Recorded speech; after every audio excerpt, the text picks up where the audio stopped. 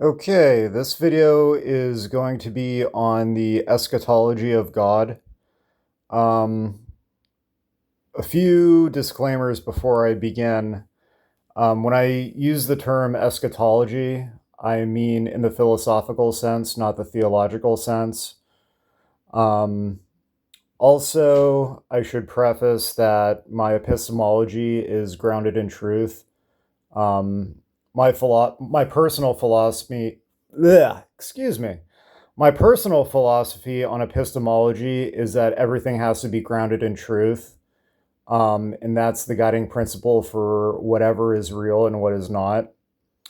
And then the third disclaimer I have is that this is an intellectual explanation of how God operates in our universe.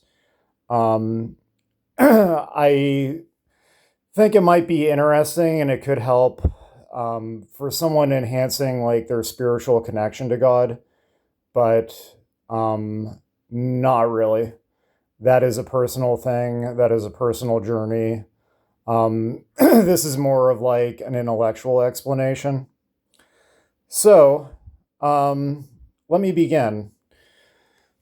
So, this is what I believe God's purpose is.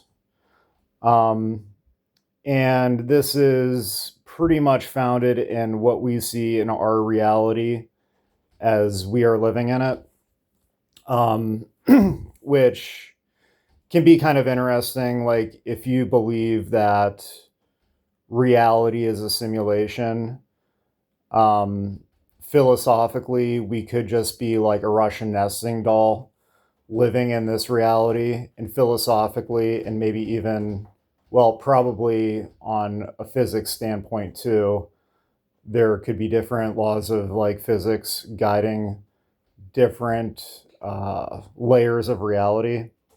But that's getting off topic. So let me begin with the eschatology of God from the beginning as we know it. So we had the Big Bang, right? This is step one. And we had a bunch of particles. So as you can see, we have quarks and subatomic particles. Everything was very hot. As time went on, and these are very short time frames, as you can see. So at 10 to the negative third seconds, we started having nucleosynthesis, which means that we actually started to form atoms. Which brings us on to step two. So you got neutrons and protons. At the beginning of the universe, all you had was hydrogen and helium.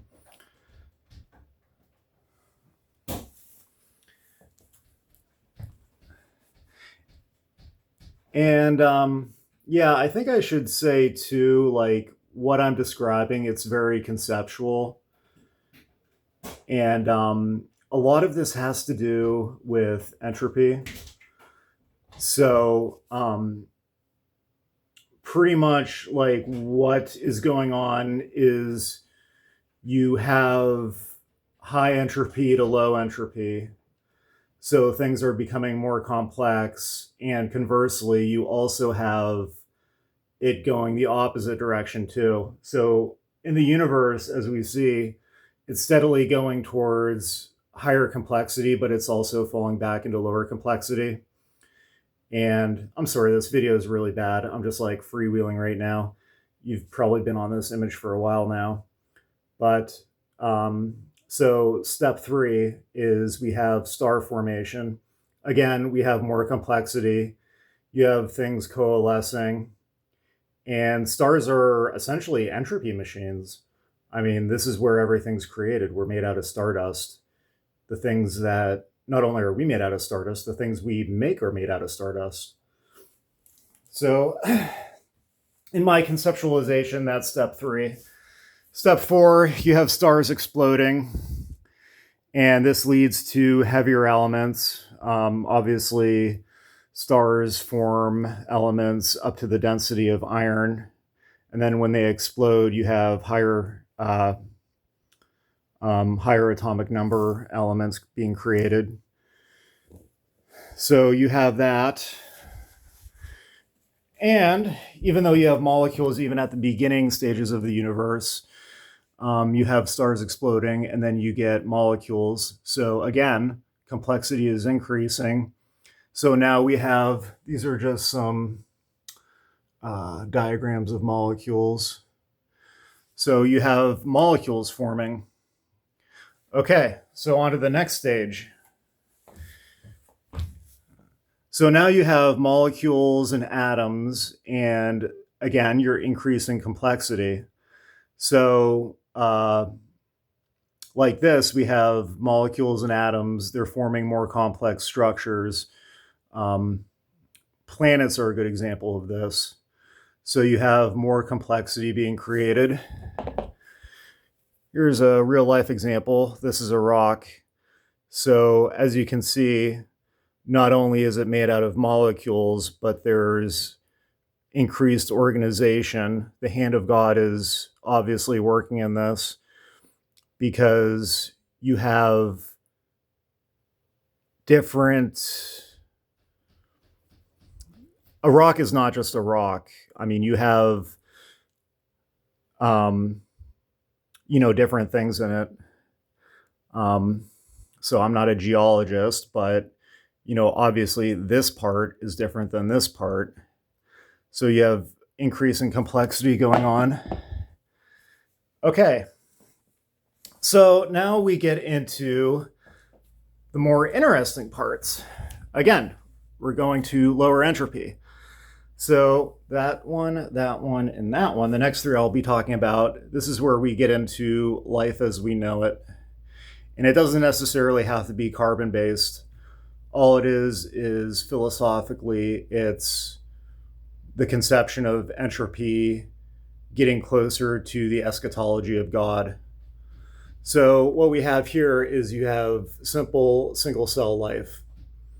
So first life forms on Earth were simple archaea, simple bacteria.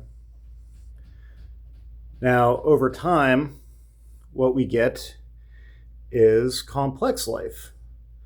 So again, lower entropy, more complexity. And at the same time, like I said before, I have the arrows pointing in both directions. So, plants and animals can evolve, but they also decompose and they go back to their creator as well. So the third part of where it gets more interesting is us. The interesting part being life. So we are obviously the pinnacle of intelligence that is ostensible in our universe. Like, we are the pinnacle of it, even more so than computers and where AI stands right now. And again, you're getting complexity. And this is, kind of like a side tangent, but without humans like consciously realizing it, we are performing the eschatology of God as we speak. So how does that manifest itself? It manifests itself in creation. So I have single arrows pointing to different things that we're creating. And this is conceptual. Again, I'm freewheeling. So actually these could be double-sided arrows because things break down. Like, we have a machine. It could break down, end up in a junkyard, decompose, go back to simpler structures, the atoms and molecules that they're made of. So as examples of this, we have a machine, a more complex machine, a vehicle. We have our societal structures. So that's a picture of Congress. You think about it like, as time goes on in a linear path, our society gets more complex. We used to have tribes, and then we had strong men. Now we have democracy and other forms of government that are higher in the food chain. And also an extension of us, you can see the world. This is the world at night. So again, these are lights at night, but you could also see it as an entropy machine. This is us creating something. We're creating something better collectively. And like The Rock, here's another real life example. This is Shakespeare. Genius. He's a genius. This is Hamlet. So this all comes from the mind of humans. And even someone like Shakespeare, if he was a caveman, he wouldn't be able to do this. It has to be on a time scale. So he gained knowledge from all of his ancestors, and he was able to create some of his famous plays. Okay, so going on. So we had those three panels that are life. And now we're getting into kind of life, but in a different meaning of it. I guess you could think of it as synthetic life. So again, these arrows don't really mean anything because it's conceptual.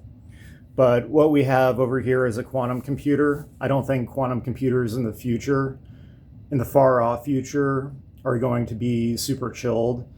That doesn't make sense. That's not how our brains work. That's not intuitively what we find in nature. But it's a good illustration of what we're doing. We're tapping into God, more basic physics to perform the eschatology of God. So we have quantum computers and we have artificial intelligence. In the future, quantum computing and artificial intelligence are going to merge. I know that's kind of like far out, and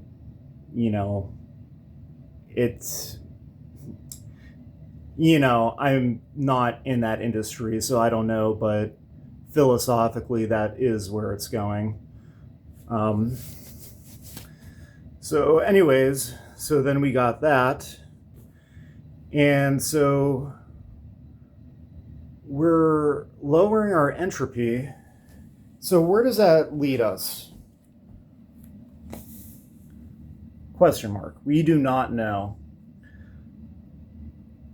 So kind of what is happening is whether you have a pantheistic or a panentheistic or even like a theistic notion of what God is, there is a purpose. There is something that God, the universe, whatever you want to call it, is moving towards. And what that is, I don't know. The interesting thing is if you have pockets of the universe, which planet Earth and what we are doing is one of those pockets, it's kind of neat because we are a subject. And if you take the universe as an object, what will happen when the subject of reality fully encompasses the meaning of the objective reality? So we are trying to get closer to God. So what happens when the subject completely merges with objective reality? So it's almost like a big loop. God is trying to find itself, if that makes sense. The subjective is trying to merge with the objective reality of God. God always is. It is the Alpha and the Omega, but you still have the subject merging with the object. So that is really interesting. At that point, you will have an atemporal and objective, and the eschatology will be complete. And what happens then? Maybe that's a bad question because it's not on a time scale anymore. But that definitely brings up some interesting questions as far as what the nature of reality is, what God's end objective is. And so I'd like to go back go on a little tangent here before I forget. But let's see. We'll call this wood analogy. So this is kind of going back to what I already stated, but let's take like the wood in relation to humans. What is wood? It's a higher entropic level that humans would use for something. And this kind of gets into the nature of good and evil. What can we do with the wood? We can make a beautiful piece of furniture, or if it's a piece of wood in a house, you have an arsonist, they burn it down. It's evil. They are going towards higher entropy. So that's kind of interesting because this whole process, even though it's eschatological and, it's heading towards something of a higher level, it still goes both ways. Things are always being created and destroyed. Creation can be considered good. Destruction is evil. And you can also have, it's a spectrum, so you can have stagnation too. I think ennui or depression or, any form of like stasis, that can be considered in the middle of the spectrum, because it's not really going anywhere. It's not moving. It has no purpose. So that's kind of like an interesting take I have on good and evil. Obviously, that's just a conception, and there's obviously a million ways you could look at it. Okay. So, to sum up, and we'll get back to William Shakespeare. If you found this interesting, I'd like to leave you with this quote. It's from Act 1, Scene 5 of Hamlet, which actually, coincidentally, that was like the page I opened up to. And it's when Hamlet says to his friend, when I believe he thinks that he saw a ghost, and he's confused about it, he tells him, there are more things in heaven and earth, Horatio, than are dreamt of in your philosophy, which I find very beautiful and interesting because there's so much we don't know. But I hope you enjoyed this video. Again, please pay attention to my disclaimers in the beginning. I meant all of them. But I hope it, sparks some sort.